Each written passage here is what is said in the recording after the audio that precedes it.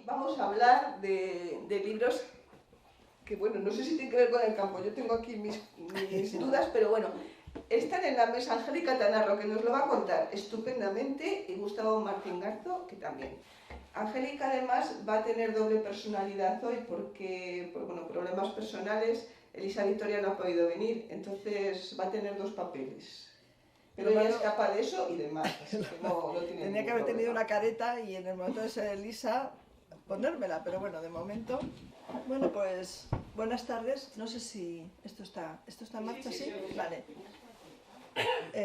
Buenas tardes, pecadores y pecadoras, porque está claro que si algo nos une aquí esta tarde es el vicio / pecado de leer. Estoy convencida de ello. Y estamos en una actividad que se denomina así, el pecado de leer, y que, bueno, voy a tratar de explicar en muy poco tiempo una idea que a mí me parece realmente preciosa. Esta actividad tiene ya 3 años, nació en 2021, y el motivo era conmemorar la nueva etapa, el 10º aniversario de la nueva etapa de la colección de bolsillo de la editorial Alianza. Una colección que realmente tiene unas joyas maravillosas tanto de la literatura universal como de la literatura española.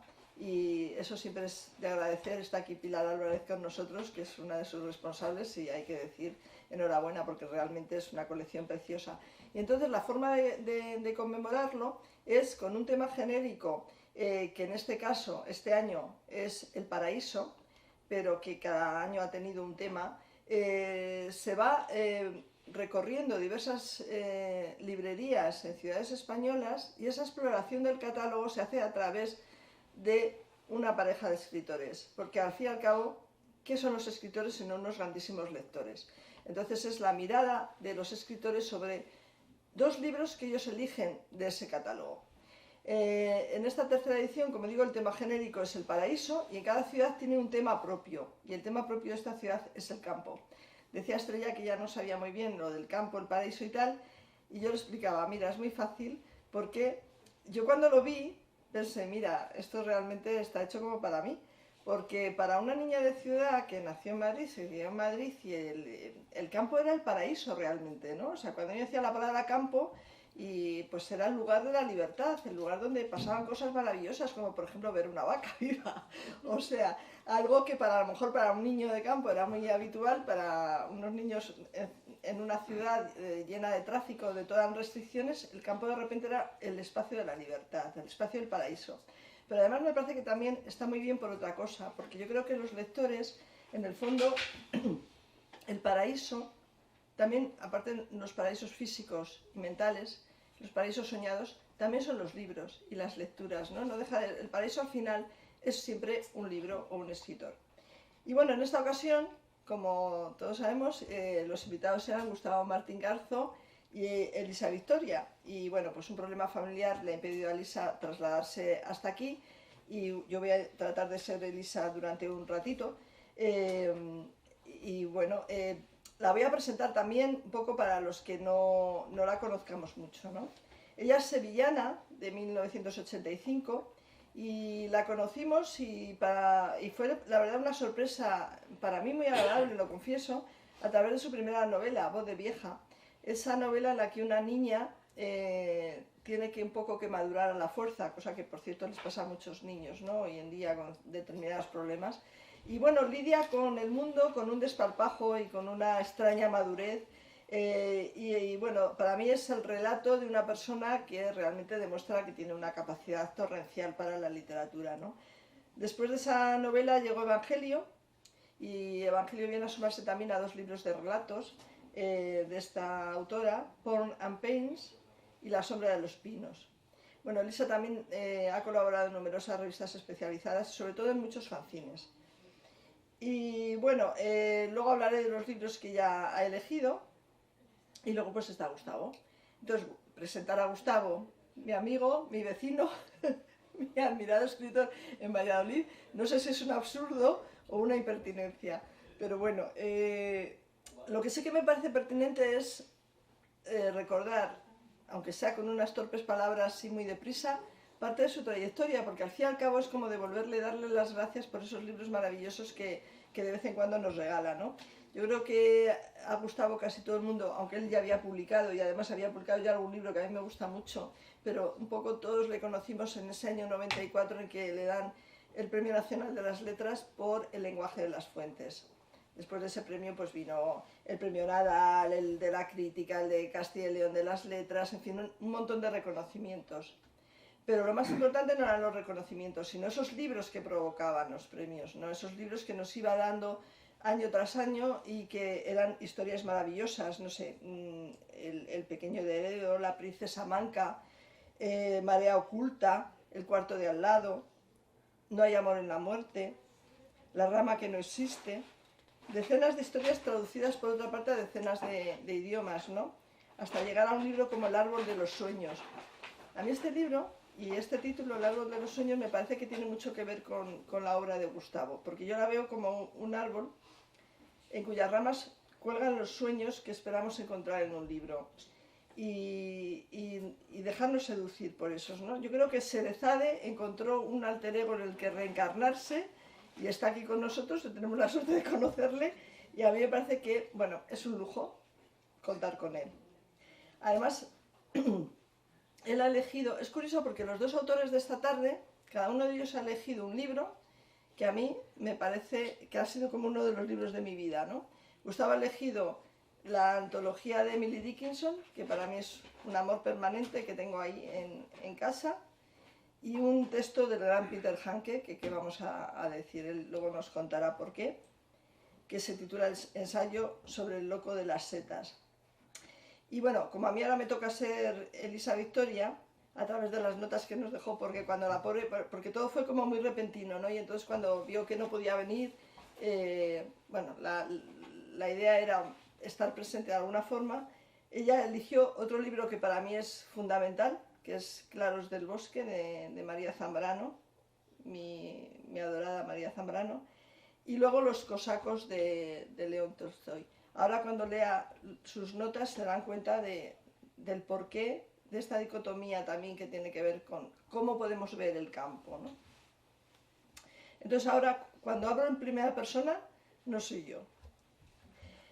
En principio, dice Elisa, elegí estos títulos porque representaban para mí los dos lados más marcados de la experiencia campera que conozco. Por si no lo sabéis, os cuento que he vivido un total de 7 años en un pueblo de 200 habitantes, en una zona bastante profunda del monte, en la linde de la Sierra de Huelva y la de Badajoz. Es donde resido actualmente y desde el principio me ha impactado el contraste tan fuerte que se observa entre el lado bucólico e incluso místico del campo y otro muy rudo y terrenal. Para expresar la primera sensación en torno al campo escogí Claros del Bosque, de María Zambrano, porque su título funciona como símbolo de un estado mental asociado al despertar de la conciencia, al transcurso del pensamiento y su relación con la palabra, enlazando todos estos conceptos emparentados con la lucidez, con elementos naturales llenos de pureza. Me parecen reflexiones muy bellas a nivel literario y filosófico, y a mí en particular, a ella, que ha transitado escenarios camperos con asiduidad, me hacen pensar en localizaciones concretas que tienen un significado especial asociado también al pensamiento y la palabra. He identificado lugares en los bosques de mi alrededor en los que la fluidez del pensamiento y la palabra se intensifican, y acudo a ellos a menudo en busca de clarividencia y purificación, con un ánimo ligeramente similar al del sentimiento religioso. Su efectividad me fascina, resulta infalible tanto para reorientar el estado de ánimo sin más, como para revitalizar el surco del pensamiento, como para reconducir la escritura. Pero ahora vamos al otro lado, ¿no?, de la moneda del campo. Dice, con el fin de indagar en la crudeza del campo, elegí Los cosacos, porque ya desde la portada de la edición de Alianza, aquí está un poco tenebrosa, nos llega una ilustración donde me llama la atención la pesadumbre del caballo en contraposición a la pose orgullosa y recia de quien lo monta. El sufrimiento animal que se aprecia en el entorno rural causa un profundo sobrecogimiento cuando entendemos la esclavitud y la explotación a la que los animales, llamados bestias, están sometidos, incluso si pastan con tranquilidad en prados verdes. Los animales se venden, se compran, se abandonan, se separan, se encierran, se atan al sol, se llevan de caza en pésimas condiciones y, por supuesto, se matan. Viviendo en la ciudad es más sencillo desvincularse de esta información tan cruenta al no tenerla a la vista. Pero aquí resulta difícil no prestar atención a estas costumbres tan asentadas en el ser humano. En este caso, Tolstói estudia a los cosacos y los muestra como un pueblo resistente, curtido, habituado a los fusiles, a la caza, a la sangre, la muerte y el alcohol.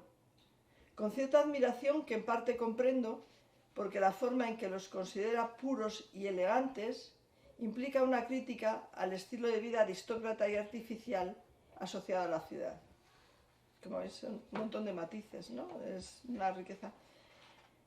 Observar las enormes posibilidades de deleite, aventura y reflexión que nos brinda el escenario del campo me hace pensar en la cantidad de elementos que son capaces de confluir en él a la manera de los cuentos clásicos, los recopilados por Perrault o los hermanos Grimm, por ejemplo, tan a menudo ambientados en el bosque, donde con pleno sentido se mezclan la mayor belleza con el mayor dolor, la magia con lo terrorífico, la purpurina que envuelve al hada lúcida y bondadosa con el corazón recién arrancado de un ciervo.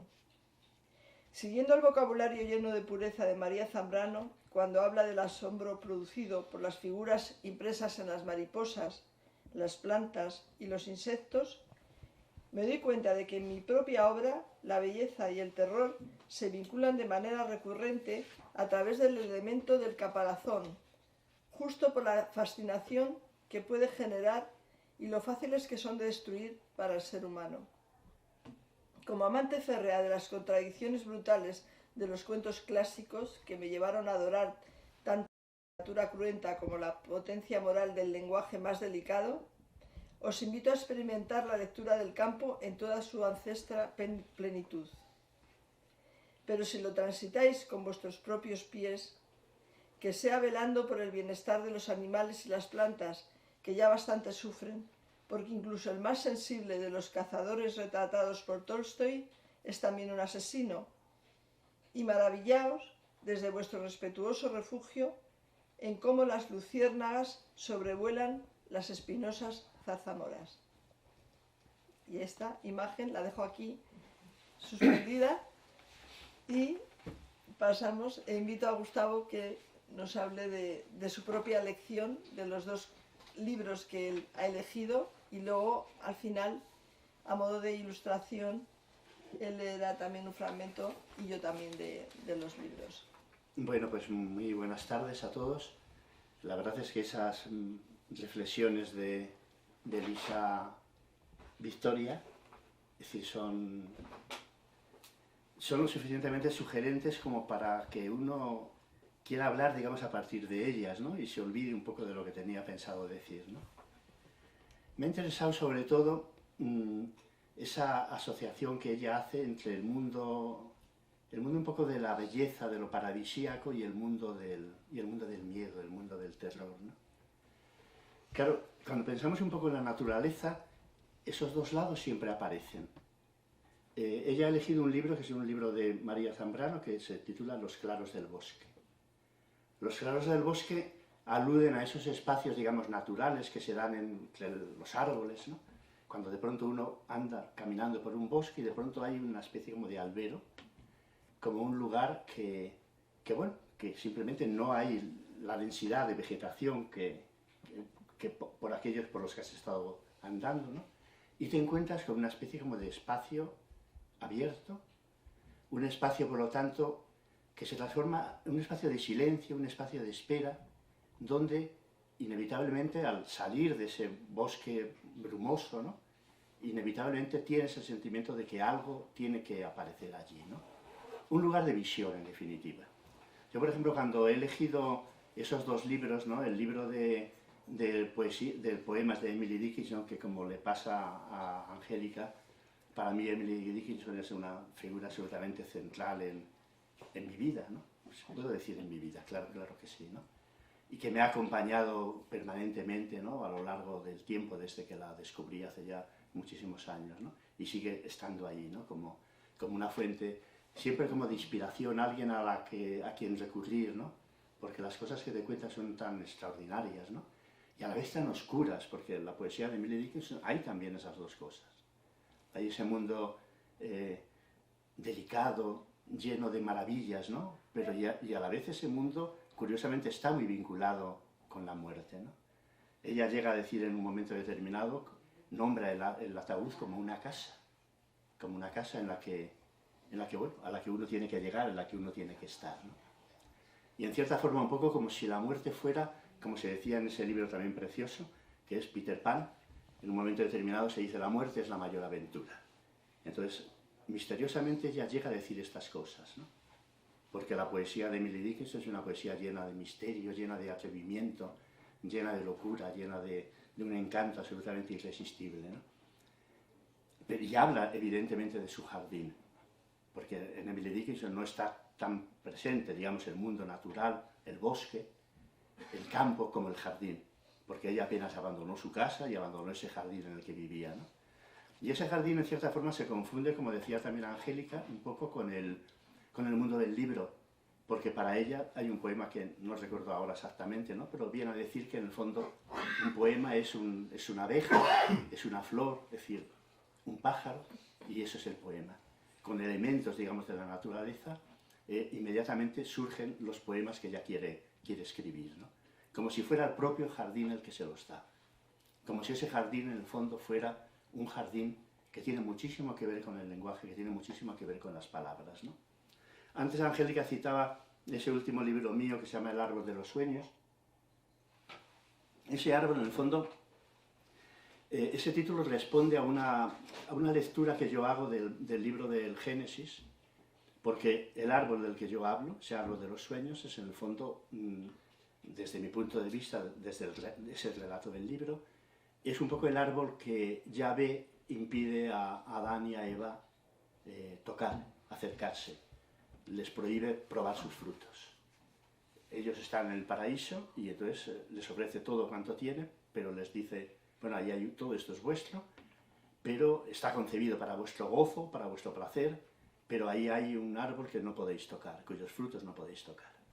Claro, y basta que les diga eso para que Eva, que es un buen personaje literario, inevitablemente se pregunte por qué existe esa prohibición y qué hay en esos frutos para que Yahvé les prohíba acercarse a ese árbol, tomarles y probarles. Inevitablemente esa pregunta y ese deseo les lleva a cometer ese pecado, hablando de pecados, a realizar esa transgresión, robar ese fruto y probarle. Entonces, claro, la pregunta que yo me hice en ese momento cuando estaba escribiendo este libro es ¿y por qué Yahvé les impide probar ese árbol? ¿Qué árbol era ese? A veces se dice que era el árbol del conocimiento del bien y del mal. Tampoco está eso nada claro, digamos, en la Biblia, no se explica exactamente qué árbol es, ¿no? Y a mí se me ocurrió que si Yahvé tenía tanto interés en que no probara ese árbol, era porque era el árbol de los sueños. Es decir, ese árbol cuyos frutos conceden al hombre el poder de soñar. Y el poder de soñar, en cierta forma, es el poder de crear, el poder de relacionarse con lo que no existe. Es decir, es un poder, en el fondo, semejante al que tiene el propio Yahvé. Un poder que, de alguna forma, les transforma en dioses. Y entonces, por eso, Yahvé, evidentemente, no quiere que los seres humanos sean como él. O tal vez sí lo quiere, y les pone ese árbol para desafiarles, porque saben que no van a hacer lo que él les pida. Y entonces, en el fondo, es el regalo que les hace para que esas criaturas que él tiene en el paraíso se transformen en lo que somos nosotros, seres humanos en la medida en que hemos sido expulsados del paraíso.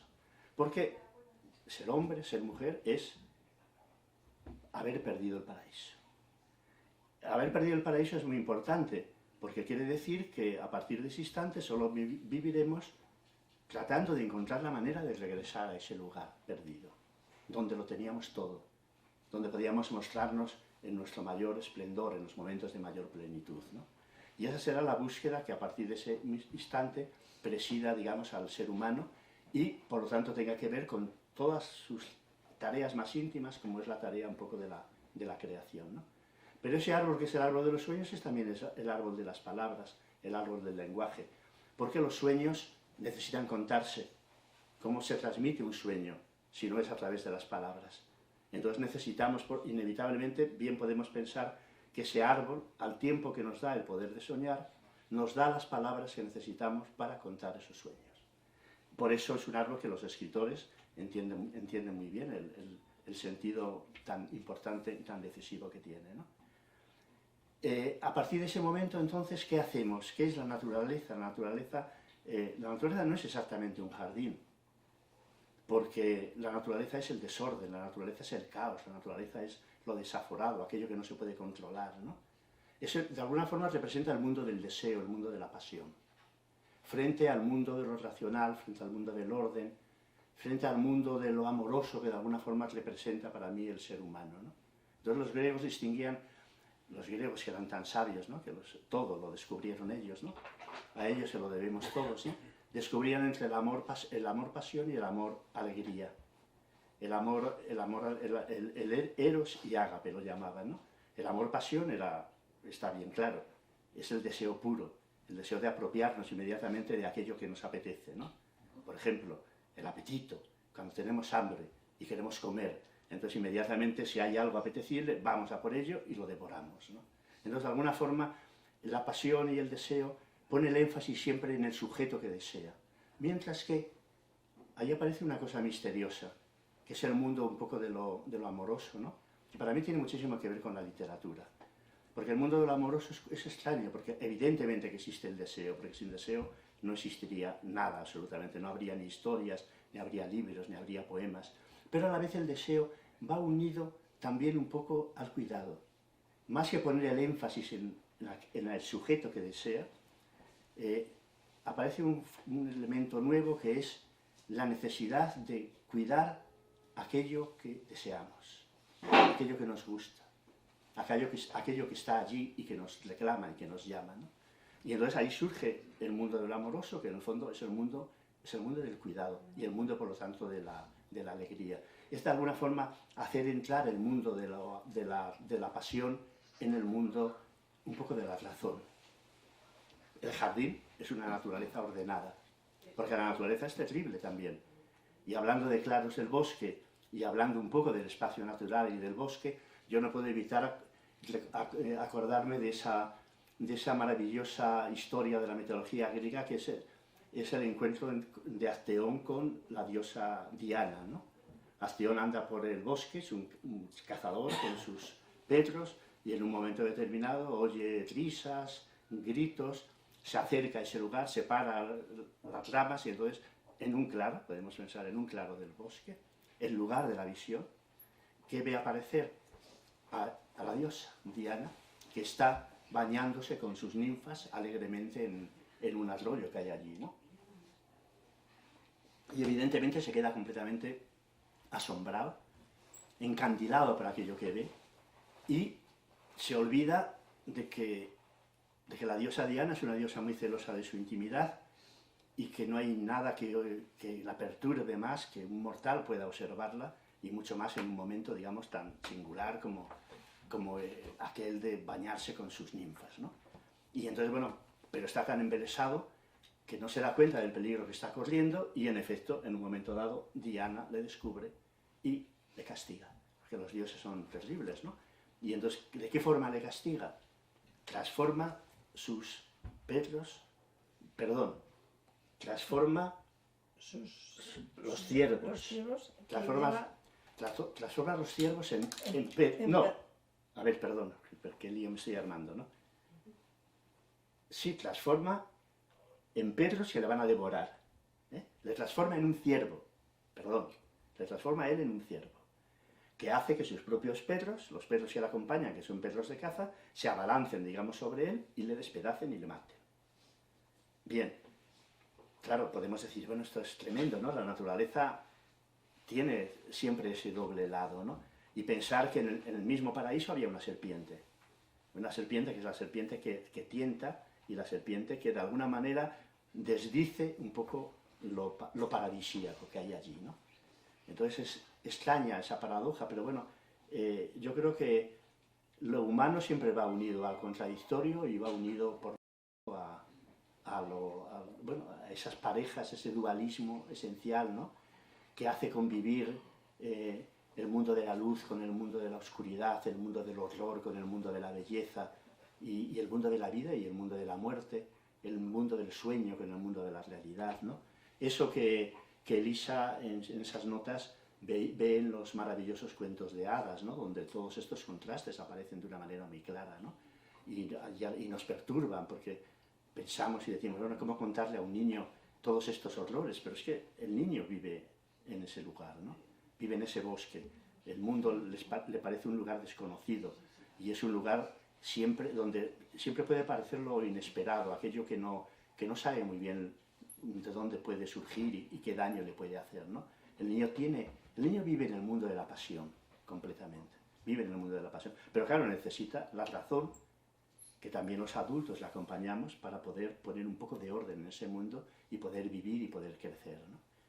La literatura, de alguna forma, se vincula, digamos, a ese jardín inicial. Y es ese intento de poner un poco de ley en ese desorden, ¿no? Clarísimamente, que es el mundo, ¿no?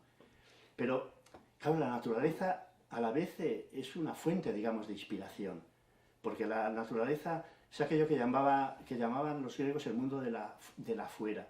Es decir, en ese mundo está lo otro, en ese mundo está el inconsciente, en ese mundo están los sueños, en ese mundo están nuestros deseos, todo aquello con lo que nos tenemos que relacionar si no queremos perder nuestra sombra. Todos esos relatos que hay donde un personaje pierde la sombra y se transforma en un ser plano, unidimensional, que no tiene prácticamente, que pierde gran parte de lo esencial de su vida, ¿no? Entonces ese mundo de la sombra, que es el mundo de nuestros deseos, de nuestras locuras, es decir, es un mundo de la que la literatura se alimenta. Para mí la función esencial de la literatura es entrar en ese mundo, ¿no? Y tratar de recoger la vida que hay en él, porque ese mundo es la vida de alguna forma, ¿no?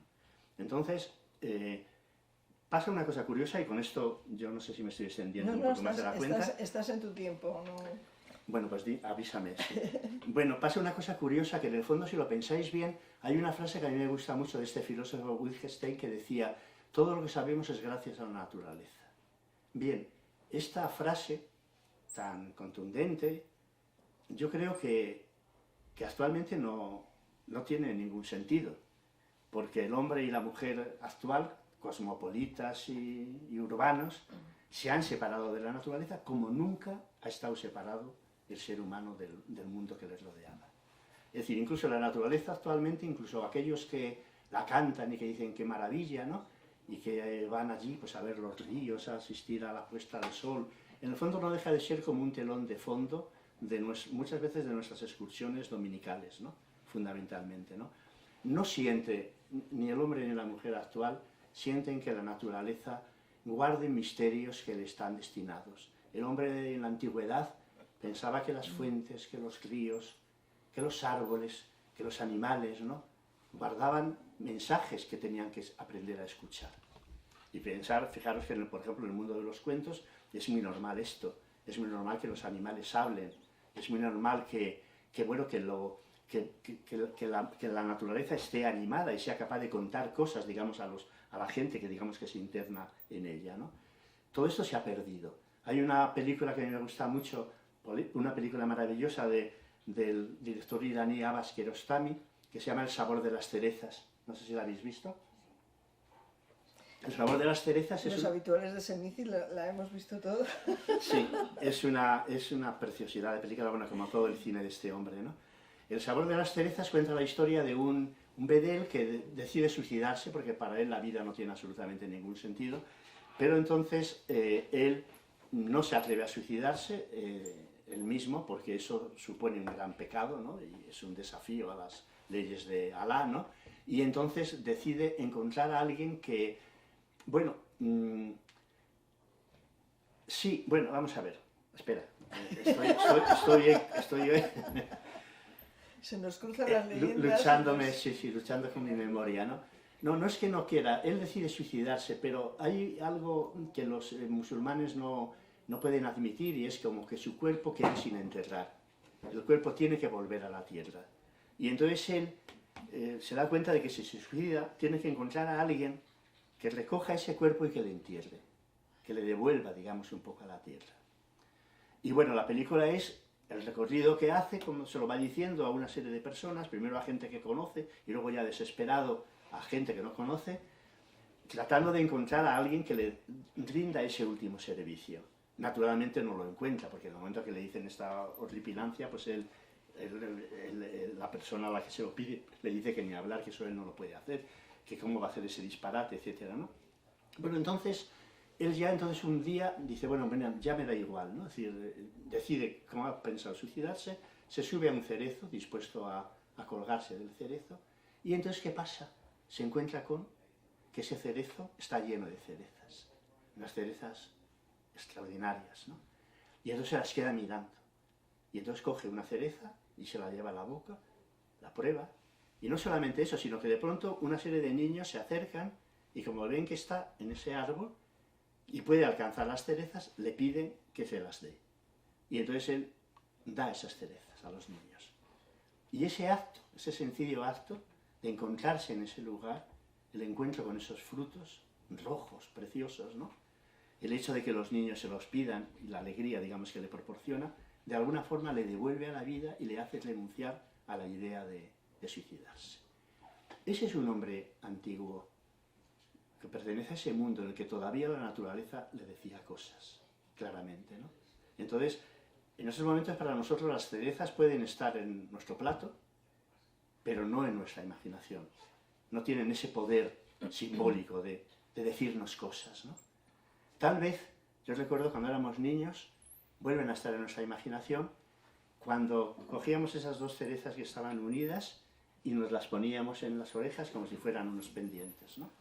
Entonces ahí se estaba produciendo una transformación, es decir, ese fruto, al llevarle, o se lo poníamos a alguien que nos gustaba, ¿no? Imagínate pues una pareja que él o ella le pone esas cerezas en las orejas. Qué forma más hermosa de expresar un amor, ¿no? Y que esas cerezas signifiquen algo más allá de un mero fruto que, bueno, puede gustarnos más o menos, pero que no va a alimentar, digamos, nuestros sueños, que no alimenta nuestros sueños, ¿no? Entonces, yo creo que el mundo actual en gran parte ha perdido esta capacidad de ver el mundo natural de esta manera, ¿no? Y desde luego eso es una pérdida, ¿no? Yo recuerdo, y ya con esto termino, yo no he sido exactamente un niño de pueblo, pero he vivido mucho en un pueblo, porque mi padre procedía de un pueblo de aquí, de Tierra de Campos, y entonces teníamos allí una casa familiar, y entonces todos los veranos íbamos a ese pueblo. Y eran veranos de los de antes, eran 3 meses enteros. Daban las vacaciones a finales de junio, y estabas el mes de julio, el mes de agosto y el mes de septiembre. Volvías prácticamente a principios de octubre, que era cuando empezaba el colegio, ¿no? 3 meses enteros que estabas en ese lugar. Y entonces ahí se producía lo que antes contaba Angélica y la propia Elisa en esas notas que nos ha dejado, ¿no? Era un espacio de libertad absoluta, ¿no? Y un espacio donde entrabas en comunicación con cosas que en la ciudad no te daba. Estaba el río, con las múltiples posibilidades, el baño, el buscar cangrejos, yo qué sé decir, vivir aventuras. Estaba el campo, estaban... Además, fíjate, en aquel tiempo, en poco tiempo, todo esto ha cambiado muchísimo, pero en aquel tiempo el campo todavía estaba poco menos que en la Edad Media. Se trillaba, se segaba con guadañas, con hoz, es decir, prácticamente no había habido una evolución. Todo eso se ha perdido, obviamente, actualmente con los tractores, las cosechadoras, etcétera, ¿no? Pero claro, todas esas formas manuales, ¿no?, de producir, de recoger las cosechas, etcétera, pues creaban un vínculo poderoso con el mundo y que hacía sobre todo al campesino, al agricultor, estar pendiente un poco de las estaciones, del tiempo. Tenía una comunicación con el mundo. Y para un niño ese era un mundo de la libertad, porque allí no había absolutamente ningún peligro, apenas había coches todavía que pasaran por allí, ¿no? El río era un río que se llamaba el Sequillo, podéis entender que no era especialmente caudaloso ni por lo tanto comportaba peligro alguno, ¿no? Cuando te bañabas en él, ¿no? Y también había un canal, pero el canal que te llevaba el agua pues más o menos a la cintura, ¿no? Y entonces, bueno, te soltaba por allí y entonces aquel era, corrías de un sitio para otro, subías al monte, estaba la presencia de los animales cuando ibas a buscar los nidos, cuando te montabas en aquellos seres maravillosos que eran los burros, los asnos, ¿no? Porque hay que ver, en eso tienes razón Elisa, hay que ver cuánto han trabajado por nosotros los animales, ¿no? Todas las caballerías, esos animales de carga, los pobres burros, cuánto se les ha hecho trabajar, absolutamente, ¿no? En aquellas norias que se les ponía dando vueltas, una y otra vez, y otra vez, y otra vez, ¿no? Todo eso lo veías y formabas parte de ello, ¿no? De una manera misteriosa, ¿no? Y por eso yo, desde luego, siempre pensé que uno de los regalos más grandes que se me hicieron a mí en mi infancia es precisamente el poder haber vivido esa parte de esa infancia en un lugar, en un pueblo. Por otra parte era un pueblo pobrísimo, porque allí había mucha pobreza, había mucha miseria, ¿no? Completamente, ¿no? Y entonces, por lo tanto, pero donde te enfrentabas también a todos los enigmas de la vida, porque allí todo estaba cerca, la gente que se moría. Yo recuerdo haber asistido también a las plañideras, empezaban a gritar y a llorar, ¿no? Y el niño se movía por allí libremente y entraba en esas casas atraído por lo que allí estaba sucediendo, ¿no? Y a veces te decían, hombre, no entres aquí, pero siempre te las arreglabas porque te llamaba la atención todo aquello, ¿no? Aquellas campanas que sonaban, todavía cuando oigo sonar campanas siento un estremecimiento, ¿no? Porque de alguna manera me remite a ese mundo, ¿no? Ese mundo lleno de contrastes, pero a la vez lleno de belleza, ¿no? Yo creo que en el fondo en la vida humana ese dualismo es inevitable absolutamente, ¿no? Y siempre la belleza está muy cerca de lo terrible. De lo terrible, sí, más cerca de lo terrible. Fijaros lo que decía Arlil, que en aquellas elegías esas frases, esos versos tan citados, ¿no? Hablando de los ángeles, que decía un ángel no es más que ese grado de lo terrible que todavía podemos soportar, ¿no? Veía en el ángel también la presencia de lo terrible, y es verdad que los ángeles son terribles, porque pensamos en un ángel en aquellas estampas de la primera comunión, ¿no? El ángel de la guarda, pero el ángel era también el que había expulsado con su espada flamígera, ¿no? A Adán y Eva del paraíso, y les había dicho que no regresaran por allí, ¿no? O sea, en todo ángel hay algo terrible. En la belleza siempre hay algo terrible, porque en nuestra vida está presente, digamos, la muerte, ¿no? Y yo creo que la naturaleza, eso que llamamos el campo, ¿no? De alguna manera mantenía vivo todo esto y te permitía vivir esas experiencias, ¿no? Que forman parte de la vida y que sin ellas la vida sería mucho más plana y muchísimo menos interesante de lo que es, ¿no? Muy bien. De todas maneras, como este acto se supone que va a terminar con una lectura de un fragmento de los libros elegidos, pero yo para introducir el que voy a leer, te voy a contradecir un poco, Gustavo, así para discutir. Gustavo y yo de vez en cuando discutimos de cine, pero bueno, hoy vamos a discutir de... A ver, yo es que creo que esa idea de campo, a lo mejor como lugar donde ocurrían las cosas de una manera primitiva, pues puedes que tengas razón, pero yo creo que la naturaleza, todavía esos espacios que conservan cierta pureza, ciertos elementos vírgenes que no están, digamos, demasiado modificados por la mano humana, para mí siguen siendo lugares donde surge la palabra. Y yo creo que esa fascinación o esa conexión que el hombre de hoy y la mujer de hoy, que decías que, bueno, que había perdido, yo creo que a lo mejor sí que se sigue manteniendo, y yo creo que se sigue manteniendo además en los oficios de la escritura, porque a mí no hay nada que me mueva más a escribir muchas veces que de repente encontrarme en un espacio que para mí es desconocido, sigue siendo misterioso, sigue encerrando algo incluso poético. No sé si es un poco exponerse, pero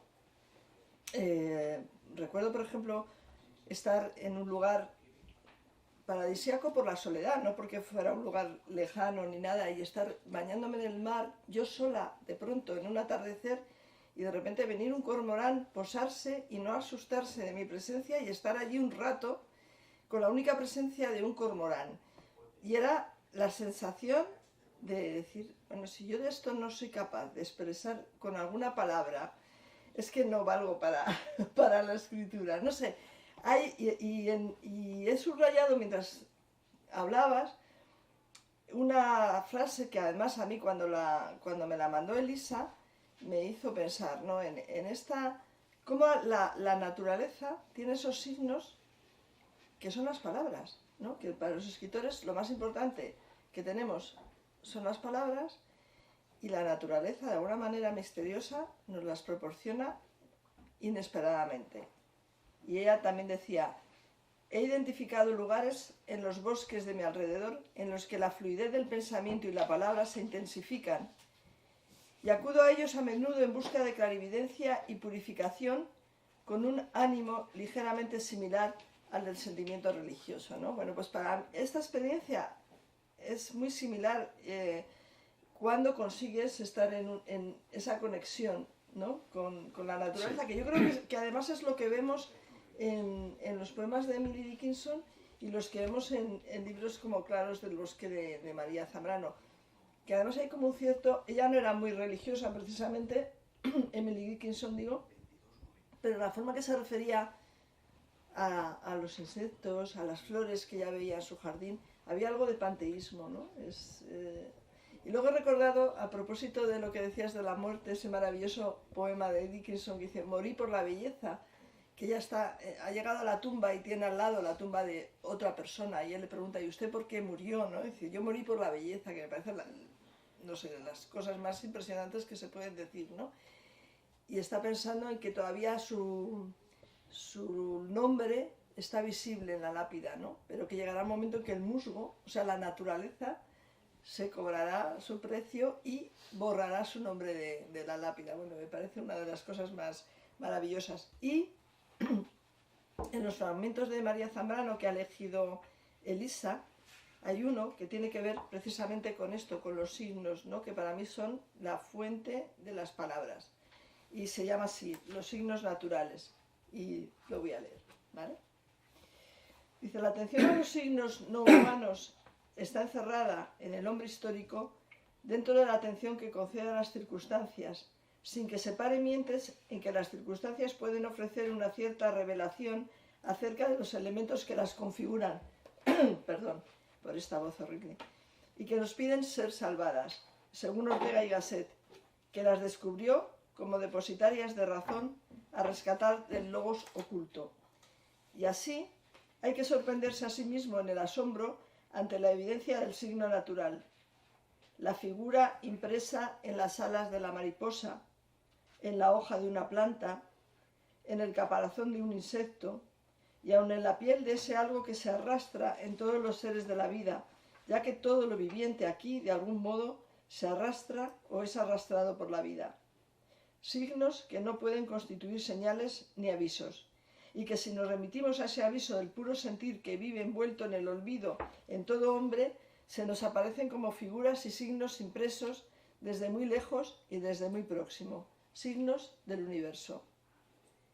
Mirados tan solo desde este sentir, estos signos nos reconducen más bien a una paz singular, a una calma que proviene de haber hecho en ese instante las paces con el universo y que nos restituye a nuestra primaria condición de ser habitantes de un universo que nos ofrece su presencia tímidamente ahora como un recuerdo de algo que ya ha pasado, el lugar donde se vivió sin pretensiones de poseer.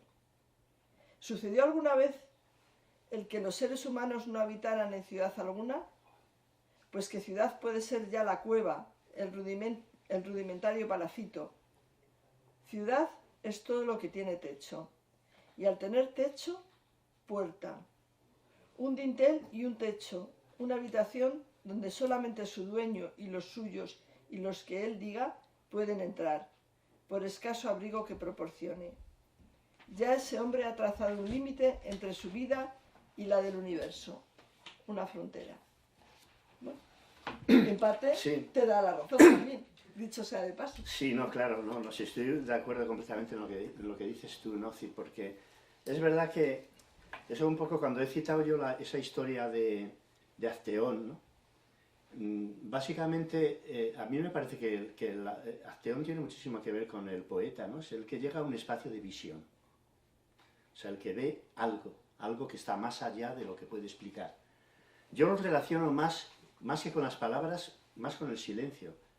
Y cuando Elisa habla un poco de ese sentimiento religioso, en el fondo es el sentimiento de estar cerca de eso que podemos llamar lo inefable, aquello para lo que no tenemos palabras. Nos faltan las palabras, ¿no? Que en el fondo a lo largo de la vida hay un montón de momentos, todos los momentos, si quieres, más significativos de nuestra vida, más intensos, son momentos en que nos quedamos sin habla. Luego, evidentemente, esos momentos de silencio contienen posiblemente un poema, queremos rescatarles con el poema, ¿no? El poema es ese artefacto misterioso, ¿no? que es a la vez lenguaje y a la vez es silencio. Es silencio, es lenguaje que guarda el secreto de un silencio, por decirlo así, ¿no? Que quiere proteger un silencio. Entonces, al filo un poco de lo que has leído tú, me he acordado de un poema que yo había seleccionado aquí de Emily Dickinson, que dice así, ¿no? Es muy breve. Dice: yo soy nadie. ¿Quién eres tú? Eres nadie también. Ya somos dos, entonces. No digas nada. Nos destilaría, ya sabes. Ser alguien. Qué funesto, qué vulgar. Como una rana, cantándole tu nombre día tras día a la primera charca que te admire.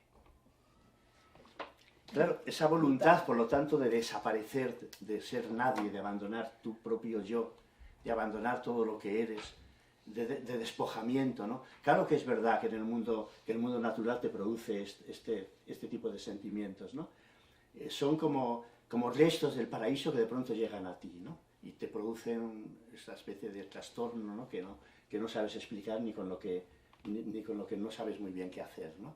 Entonces, por ejemplo, en ese otro libro que yo había elegido, el libro de Hanke, yo este libro lo he elegido, no lo había leído, y entonces lo elegí porque así me daba la oportunidad de leerlo. Dije, bueno, voy a elegir un libro que haya leído y otro libro que no haya leído, pero que me apetezca leer. Hacía tiempo que no leía un libro de Peter Hanke, que siempre me ha gustado mucho, y entonces elegí este porque me llamó la atención el título, ¿no? El ensayo exactamente es El ensayo sobre el loco de las setas. Parece que es un título que no es especialmente prometedor, ¿no?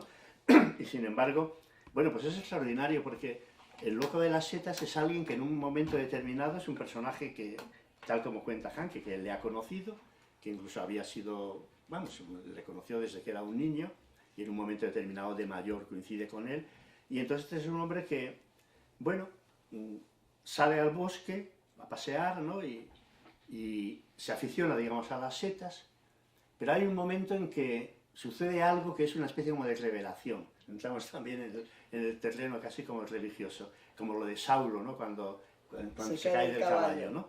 ¿Y qué es lo que le tira del caballo a este hombre? Pues que se encuentra con un boletus, que él, en la zona donde él ha vivido, no hay ese tipo de setas, y entonces aquella seta tan perfecta, tan extraordinaria, bueno, le deja completamente encantado. Y a partir de ese momento, sin darse cuenta, empieza a buscar, pero ya solamente boletus, porque es la seta que a él le gusta. Luego, por otra parte, cuando la prueba, como son tan ricas, pues entonces el sabor y todo lo que encuentra en esa seta le mueve a que esa búsqueda se va haciendo cada vez más y más obsesiva, hasta el punto de que prácticamente termina enloqueciendo, porque esa búsqueda termina por separarle, digamos, de los demás, ¿no? Es decir, es como... Y termina por separarle y transformándole en un ser que ya incluso pierde, digamos, a su propia familia, que es incapaz de llevar a cabo su trabajo como de abogado y que solamente vive pendiente de la búsqueda de ese deslumbramiento, ¿no? Entonces, yo había elegido aquí un fragmento, se me ha cerrado el libro y no había apuntado la página, pero bueno, seguro que lo voy a encontrar. Él entonces dice, las setas... Peter Hanke habla de este hombre, al que le encuentra de vez en cuando, y reflexiona sobre esta actividad que tiene, ¿no? Sobre esta especie como de apuesta de llevarlo todo, digamos, al extremo, ¿no? Dice, las setas como la última aventura. Para el loco de las setas estaba más claro que el agua, pues en lo sucesivo utiliza la expresión de la última frontera hacia lo salvaje, la frontera tras la cual, por lo menos, aún quedaba una pequeña punta de vida salvaje por descubrir, la frontera hacia lo salvaje. Esa frontera hace mucho que ya no existe, ni en Alaska ni en ninguna parte, y menos aún en el Himalaya. ¿No? O sea, aquí habla un poco de eso, aquello que decía yo, de esa pérdida un poco de la naturaleza y su poder perturbador, su poder de llevarte a un lugar en el que no sabes lo que te puede suceder, ¿no? En la que hay, ¿no? Entonces, la última aventura, sin embargo, sí existía, aún existía. ¿Quién sabe por cuánto tiempo? Aunque tan solo se alcanzase a rozar de ella la punta de la punta. Y añade en el siguiente párrafo, las setas como lo último de lo salvaje. De acuerdo con mi loco de las setas, de nuevo está más claro que el agua, dado que, entre tanto, las setas eran lo único que crece en la tierra sin que haya modo de cultivarlo, sin que haya modo de civilizarlo, menos aún de domesticarlo. Lo único que crece silvestre, salvaje, impermeable a la influencia de cualquier intervención humana. Es decir, lo único sobre lo que no podemos actuar. Sobre lo que no podemos actuar, lo único donde no está el hombre. Pero claro, si lo pensamos bien, hablar de hombres es hablar del lenguaje. Nos transformamos en seres humanos en la medida en que aprendemos a hablar. Un niño se va transformando en un ser humano a medida que empieza a adquirir el lenguaje, que es el don de la madre, ¿no? La madre da dos dones, nos da dos dones, el don de la vida y el don del lenguaje, ¿no? El don de la palabra. Pero, si lo pensamos bien, nosotros somos una especie en que el lenguaje no aparece al tiempo que aparecemos nosotros. Es decir, de hecho el niño tarda mucho tiempo en aprender a hablar, y prácticamente hasta los 5 años o algo así no es capaz de expresarse medianamente bien, ¿no? Incluso un niño a los 5 años casi prefiere otros medios de expresión que no sea directamente el lenguaje, ¿no? O sea, hay una parte de nosotros que no pertenece al mundo del lenguaje. Y esa parte, por ejemplo, incluso en el mundo adulto la recuperamos, por ejemplo, en nuestra sexualidad, a través del cuerpo, a través de nuestro propio cuerpo, en el mundo del deseo, en el mundo del amoroso, en nuestros sueños, en nuestros deseos. Hay una parte de la vida que no es lenguaje y que a la vez la necesitamos porque venimos de ella, porque está en nosotros. Y entonces es un poco de lo que habla este hombre, de este loco que quieren, digamos, entrar en contacto también con esa vida que no es solamente, que no es lenguaje, que hay más allá, digamos, de las palabras, ¿no? Que es la vida de los cuerpos, la vida de las caricias, la vida de... Y es verdad que tú puedes decir, bueno, sí, las caricias, sobre todo en el mundo amoroso, son indisociables del lenguaje, porque los amantes no dejan de hablar, porque los amantes necesitan transformar todo lo que sienten en palabras, pero también enmudecen. Y esa mudez también es importante tenerla en cuenta. Pues, como veis, el tema se va ramificando y podemos hacer aquí un tratado de muchísimas cosas. Pero como nuestra frontera es el tiempo, y ya estamos casi fuera de tiempo, pero no sé si a lo mejor, bueno, en un minuto una pregunta alguien quiere aportar algo, antes de que cerremos los libros y bueno, y nos felicitemos de la posibilidad de tener estas maravillas aquí. O sea, gracias por venir y sigamos pecando todo el rato que podamos. Leemos, ¿vale? un poema más de Un poema más de Dickinson y así terminamos con una... A ver cuál de los dos estos que tenía yo pendiente.